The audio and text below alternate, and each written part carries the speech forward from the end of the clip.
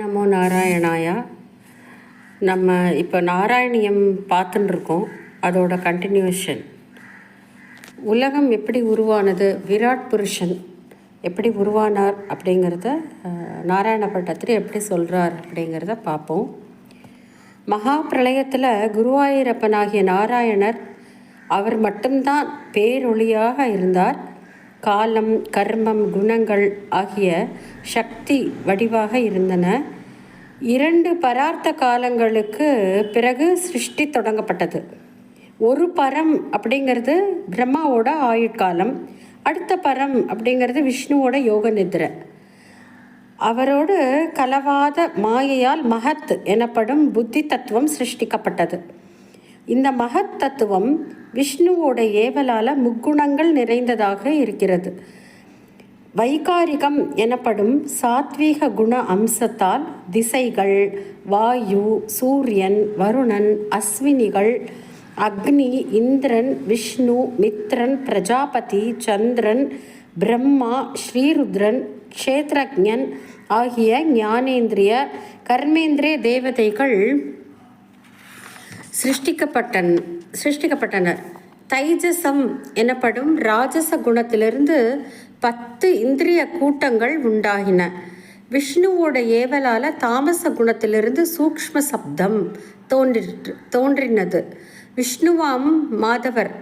பிறகு சப்தத்திலிருந்து ஆகாசமும், அதிலிருந்து ஸ்பர்ஷமும், அதிலிருந்து வாயுவும், வாயுனா காற்று, வாயுவிலிருந்து ரூபமும், ரூபத்திலிருந்து அக்னியும், அதிலிருந்து நெருப்பு ரசமும், அதிலிருந்து ஜலமும், ஜலம்னா தண்ணீர், ஜலத்திலிருந்து கந்தமும், அதில் கந்தம் அப்படிங்கிறது வாசனை, அதிலிருந்து வாசனை பிருத்திவியும் தோற்றுவித்தார்.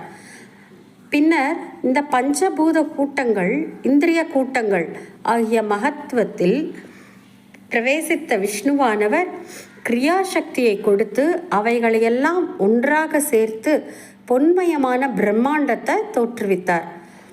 இந்த பிரம்மாண்டமானது முன்பே தோற்றுவிக்கப்பட்ட ஜலத்தில் 1000 ஆண்டுகள் இருந்தது. பின்னர் மகாவிஷ்ணுவானவர் அதை பிளந்து கொண்டு 14 உலக வடிவமான விராட் ஸ்வரூபத்தை தோற்றுவித்தார். இந்த விராட் ரூபத்தில் ஆயிரக்கணக்கான தலைகள், கை, கால்களுடன் அனைத்து உயிரினங்களாக அதில் மகாவிஷ்ணு திகழ்ந்தார். இந்த விராட் புருஷ ஈசனின் உடலில் அமைந்துள்ள 14 உலகங்களும் பார்க்கலாம். உள்ளங்கால்கள் பாதாளமாகவும்,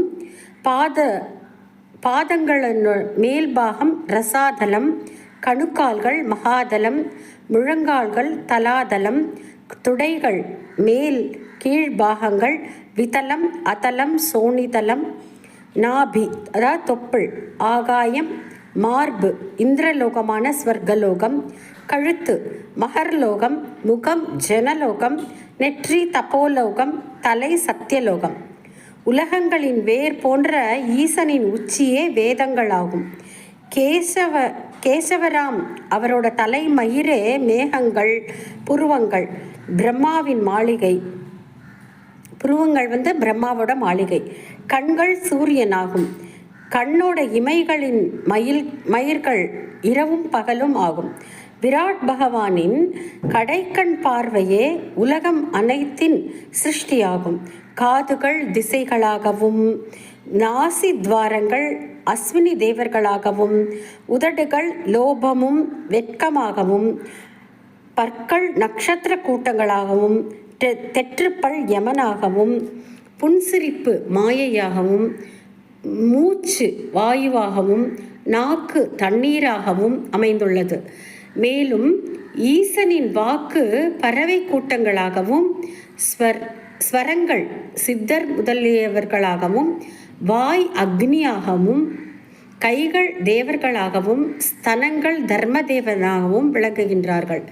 விராட் புருஷ தேவனின் பின்பாகம் அதர்மமாகவும், மனம் சந்திரனாகவும், வயிறு சமுத்திரமாகவும், இடுப்பு மிருகங்களாகவும், கால் நகங்கள் யானை, ஒட்டகம், குதிரை முதலியனவாகவும், கருணை கடலாம் கமலக்கண்ணனின் முகம், கைகள், துடைகள், கால்கள் ஆகியவையே மனித ஜாதிகளின் பிறப்பிடம்.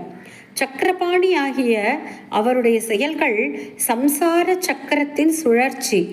வீரியமே பெரிய அசுர கூட்டங்கள், எலும்புகளே மலைகள், நாடிகளெல்லாம் நதிகள், ரோமங்களே மரங்களாகும். வர்ணிக்க முடியாத வெற்றியுடன் விளங்கும் உலக வடிவமான இந்த விராட் சரீரமே கர்மத்தின் முடிவில் துதிக்கத்தக்கது என்று சொல்றா. இத்தகைய அந்தராத்ம ஸ்வரூபியாக உள்ளே விமலனை வணங்கி நம் நோய்களை போக்கி அருளுமாறு நாமளும் வேண்டிக்கலாம். ஹிரண்ய கர்ப்ப உற்பத்தி. 14 உலக வடிவமாக தோன்றிய விஷ்ணுவே திரும்பவும் உச்சியில் உள்ள சத்தியலோக நிலையத்தில் பிரம்மாவாகவும் தோன்றி ஹிரண்ய கர்ப்பனாக விளங்கினார். அப்போது பிரம்மா நானாவிதமான சிருஷ்டி செய்ய விரும்பினார். ஆனால் அந்த மாதிரி பண்ண முடியாமல் பிரம்மா சிருஷ்டி விஷயத்தில் குழப்பமாக இருந்தார். அப்போது ஜெகநாதராகிய விஷ்ணு என்ன பண்ணார்? தவம் செய் அப்படின்னு அசரீரியாக கூறினார். உலகமெல்லாம் தண்ணீரால் நிறைஞ்சிருந்த பொழுது இவ்வாறு யார் கூறினது, யார் சொன்னது அப்படின்னு 4 திசைகளிலும் சுற்றி பார்க்கிறார் பிரம்மா. ஒருவரையும் காணாததுனால அசரீரி கூறியபடி 1000 தேவ ஆண்டுகள் தவம் இருந்து விஷ்ணுவை ஆராதித்தார். அப்பொழுது ஜெகநாதர் பரிபூரண ஆனந்த பெருக்குள்ள வைகுண்ட லோகத்தை காட்டி அருளினார். அங்கே எப்படி இருந்ததா? ரத்னமயமான ஆசனத்தில் கோட்டி சூரிய பிரகாசமுள்ள கிரீடம், தோள்வளைகள், ஸ்ரீவத்சம், கௌஸ்துப ரத்னம் அணிந்தவரும் சங்கு, சக்கரம், கதை, தாமரை ஆகியவற்றை தாங்கும் அழகிய கைகளும் மந்தகாசத்துடன் துலங்கும் திவ்ய முகமண்டலமும் உடைய மகாவிஷ்ணுவின் திருமேனி தரிசனம் பிரம்மதேவருக்கு கிடைத்தது. ஆனந்தத்தால் பரவசமடைந்த பிரம்மா அவரது பாத கமலங்களில் விழுந்து வணங்கினார். பிரபுவான அவர் பிரம்மதேவரை தன்னோட கையால் பிடித்து கொண்டு, உனக்கு ஞானம் உண்டாகும், சிருஷ்டி தொழிலில் பங்கம் ஏற்படாது அப்படின்னு கூறி உற்சாகப்படுத்தி அவருடைய உள்ளத்தில் மறைந்து கொண்டு சிருஷ்டி செய்யுமாறு தூண்டினார். அதுக்கப்புறமா பிரளய காலமும் தாமரை மலரில் பிரம்மா தோன்றியதையும் பார்க்கலாம்.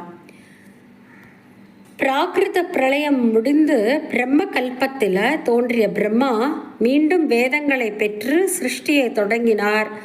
பிரம்மதேவரின் சிருஷ்டியானது நம்முடைய காலை வேளைகளுக்கு சமமானது.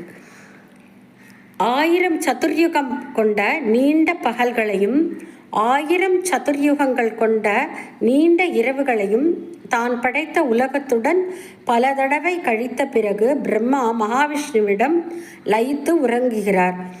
இவ்வாறு பிரம்மதேவரின் ஆயுட்காலம் 100 வருஷங்களாகும். பிரம்மாவானவர் தன் ஆயுளின் பாதியான 50 வருஷங்களை கடந்துவிட்டார். அது ஒரு பிரார்த்தம் என்று கூறப்படும். அவருடைய ஆயுளில் பகல் முடிந்ததும் உறங்கி நாராயணரிடம் லயித்து விட்டார். மூவுலகங்களும் விஷ்ணுவின் வயிற்றில் ஒடுங்கிவிட்டன. பிரபஞ்சம் சமுத்திரமயமாயிற்று. அப்போது யோக நிதிரையில் பாம்புகளின் அரசனான ஆதிசேஷன் மேல மகாவிஷ்ணுவானவர் இருந்தார். விஸ்வநாதனான அவர் பிரளயத்தின் முடிவில் தன்னை எழுப்புமாறு காலசக்திக்கு கட்டளையிட்டார். 1000 சதுர்யுகங்கள் யோக நிதிரையில் ஆழ்ந்திருந்தார். அவர் கட்டளைப்படி காலம் எனும் விஷ்ணுவின் சக்தி எழுப்பிற்று. விழித்தெழுந்த பகவான் விஷ்ணு பிரளயத்தில் மறைஞ்சு தன்னிடம் சூக்ஷ்ம வடிவத்துடன் ஒடுங்கியிருந்த உலகங்களின் மீது தன்னோட கருணையான பார்வையை செலுத்தினார். அதன் பிறகு பகவானுடைய தொப்புள் குழியிலிருந்து அவரிடம் லயித்திருந்த பொருட்களின் கூட்டம் ஒரு நுண்ணிய மொக்காக தோன்றிற்று. பின்னர் அந்த மொக்கானது நீர் பரப்புகளுக்கு எல்லாம் மேலே தெய்வீகமான தாமரை மலராக மலர்ந்து எழுந்தது. அந்த மலரின் பேரொளியால் 4 திசைகளிலும் சூழ்ந்திருந்த இருளெல்லாம் நீங்கிவிட்டது. பரமாத்மாவாக எங்கும் நிறைந்திருக்கும் குருவாயூரப்பனின் யோக சக்தியை தரித்த அந்த தாமரை மலரிலே அனைத்து வேத ராசிகளையும் நினைவு கூர்ந்தவராக மலரோனாகிய பிரம்மதேவர் உதித்தார்.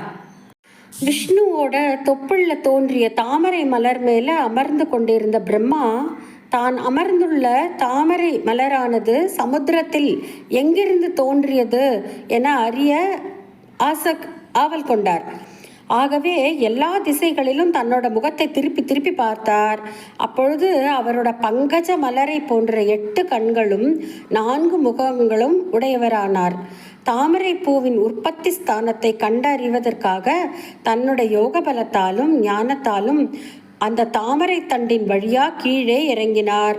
தாமரை தண்டின் அனைத்து துளைகளின் வழியாக தேடியும் காண முடியாது. மீண்டும் மேலே வந்து தாமரை மலர்லேயே அமர்ந்துண்டு பகவானின் அருளையே நாடி திடமான சமாதியை மேற்கொண்டார். 100 பரிவர்த்தர காலத்தில் அப்படியே இருந்தார்.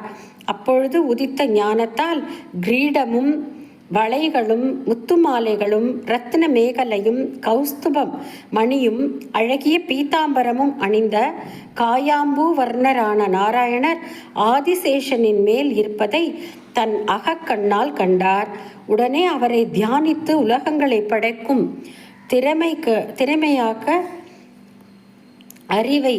திறமைக்கான அறிவை தந்தருளுமாறு வேண்டினார். பிரபுவும் மேலும் தவம் செய்யுமாறு கூறி தன்னிடம் பக்தி நிலைக்குமாறும் அருள் செய்தார். மனம் மகிழ்ந்த மலரோன் மேலும் 100 தேவ வருஷங்கள் தவம் செய்தார். அதனால அதிக தப்போபலமும் மனோபலமும் அடைந்து தாமரை காற்றில் அசைவதை கண்டு காற்றையும் நீரையும் பருகிவிட்டார். அந்த தாமரை மலரை கொண்டே மூவுலகங்களையும் அதில் வாழ்பவர்களையும் படைக்க தொடங்கினார்.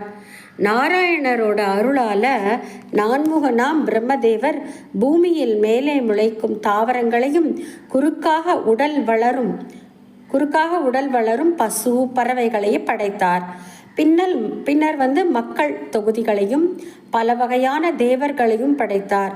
பின்னர் ஆசை, அகங்காரம், கோபம், பயம், மதி, மயக்கம் ஆகிய 5 வகையான அஞ்ஞானங்களையும் படைத்து விட்டார். அதன் பிறகே அவர் தமோகுணம் மிகுந்த பாவங்களை தாம் படைத்து விட்டதற்காக வருந்தினார். தன்னுடைய மன தூய்மைக்காக நாராயணரது பாத கமலங்களை தியானித்தார். பிரம்மதேவர் பிறகு தன்னோட மனத்தால் சனகர், சனந்தனர், சனாதனர், சனத்குமாரர் ஆகிய முனிவர்களை முதல்ல சிருஷ்டி பண்ணார். தன்னை போலவே படைக்கும் தொழிலை செய்யுமாறு தன் மகன்களிடம் கூறினார். ஆனால் விஷ்ணுவின் பாதங்களின் மேல் அவர்கள் கொண்ட பரம பக்தியால் தந்தையின் சொல்ல ஏற்றுக்கொள்ளலவா. அப்பொழுது பிரம்மாவுக்கு மிகுந்த கோபம் வந்துடுத்து. ஆனால் அவர் அதை அடக்கின்றார். அப்பொழுது அவருடைய புருவங்களுக்கு நடுவிலிருந்து விஷ்ணுவின் அம்சமான மிருடர் தோன்றினார். தோன்றிய உடனே தனக்கு பெயரும் தாம் இருக்க இடமும் தருமாறு கேட்டு அழுதாராம். அதனால ருத்ரர் என்ற பெயருடையவரானார். பிரம்மதேவர் அவருக்கு 11 பெயர்களையும் அளித்து அதற்குரிய 11 உருவங்களையும் அவருக்கு அன்புள்ள மனைவிகளையும் உறைவிடங்களையும் அளித்தார்.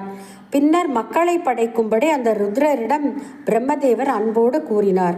அதன்படி ருத்ரரால் படைக்கப்பட்ட ருத்ர கணங்களாகிய அவர்கள் பயங்கர உருவமுள்ள 3 உலகங்களிலும் நிறைந்திருந்தனர். அதை கண்டு பயந்த நான்முகராம் பிரம்மா நாராயணரின் தூண்டுதலால அந்த ருத்ரரிடம் மக்களை இனிமேல் படைக்க வேண்டாம், உலக நன்மைக்காக தவம் செய்வாயாக அப்படின்னு சொல்லிட்டார். படைப்பு தொழிலை விரும்பிய பிரம்மதேவர் தன்னுடைய உடம்பிலிருந்தே மரீச்சி, அத்திரி, அங்கிரஸ், கிருது, புலகர், புலஸ்தியர், பிருகு, வசிஷ்டர், தக்ஷர், நாரதர் ஆகிய 10 பேரையும் பிறக்குமாறு செய்தார். அதன் பிறகு தர்மர், கர்த்தமர் முதலியவர் படைக்கப்பட்டனர். பின்னர் வாணியை படைத்த பொழுது அவளிடம் காமவசப்பட்டவரானார். அப்பொழுது அவருடைய மகன்களான சனகர், தக்ஷர் ஆகிய முதலியவர்களால் அறிவுரை கூறப்படவே அக்காம அஞ்ஞானத்தை அழித்து ஒழித்தார் பிரம்மா. அடுத்து பிரம்மதேவர் தன்னுடைய 4 முகங்களிலிருந்தும் வேதங்கள், புராணங்கள், அனைத்து வித்தைகள் ஆகியவற்றை தோற்றுவித்தார். அவைகளை தன்னோட மைந்தர்களிடம் ஒப்படைத்துவிட்டு நாராயணரின் திருவடிகளை அடைந்தார். பின்னர் மக்கள் தொகை பெருகுவதற்காக ஒரு உபாயத்தை அறிந்தார். தன்னுடைய உடம்பை ஆண், பெண் என்று 2ஆக பிரித்தார். அவர்களே மனுங்கிறது ஆண், சதரூபை பெண் ஆகிய பிரம்மதேவரின் பதி பத்னி ரூபம். அவர்களை கொண்டே கோவிந்தரும் குருவாயூரப்பனாகிய விஷ்ணுவின் அருளால் மனித வர்க்கங்கள் பெருகி வளரலாயின. நாளைக்கு மீதியை நாளை பார்ப்போம். ஓம் நமோ நாராயணாயா.